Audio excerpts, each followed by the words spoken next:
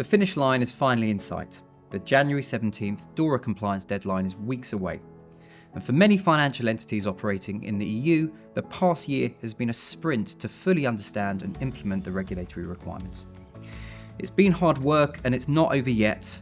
And we've said it before and we'll say it again that DORA is more than just a regulatory tick box exercise.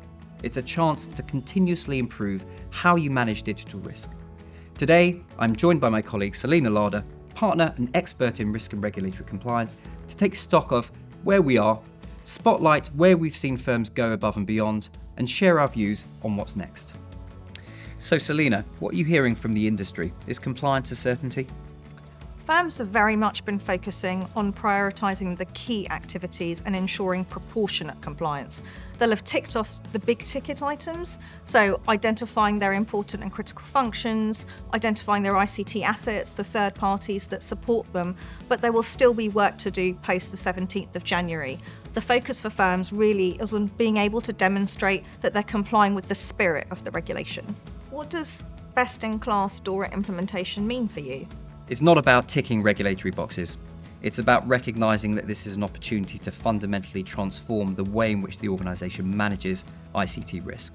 Most firms have spent a lot of time, energy and money over the last 10 years building capabilities around security, privacy, resilience, architecture, and most of those functions and teams have developed largely in isolation. And they have to recognise that a lot of the risks cross-cut those teams and functions, and so there is a need for firms to build more cross-functional collaboration and ways of working and operating models to support it. So Salina, you tell me, what's next for DORA? Can firms just breathe a sigh of relief, or is there more to do?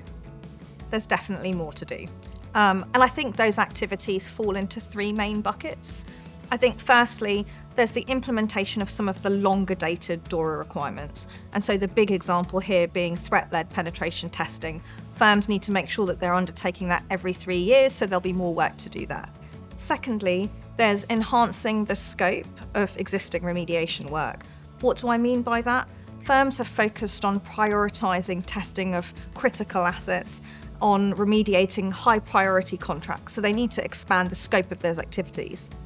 And then thirdly, embedding. So where firms have updated policies and procedures, they actually need to make sure that they work in practice and actually test them. So for example, if you've updated your incident management plans and processes, do they work in practice? Exercising here is key. What do you think are the big headlines for digital risk and regulation in 2025?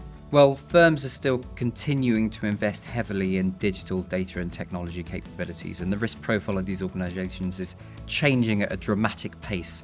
So the need to keep their foot on the gas and continue to invest in building capabilities around managing risk and compliance is going to be absolutely essential as we get into 2025.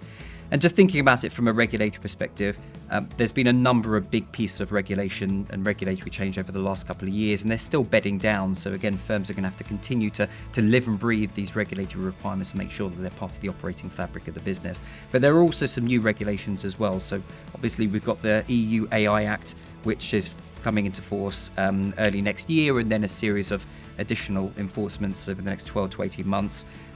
We've got expansions of GDPR, which are going to include new definitions for new technologies such as AI. And from a security perspective, there's a couple of big pieces of regulation in the pipe. One in the UK around cybersecurity, and the other one in Europe around security and resilience, which are going to be really impactful for quite a lot of firms. So, Salina, any final words of wisdom?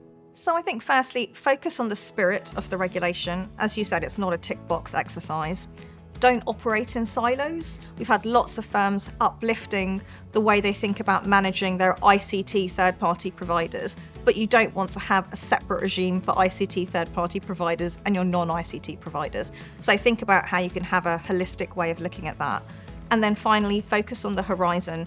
I know that you mentioned some of those big ticket regs that are coming down the pipe, but you've also got some smaller items as well, so the FSB and PRA incident reporting consultations.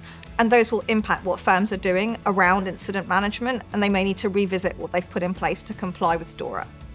Thank you, Salina.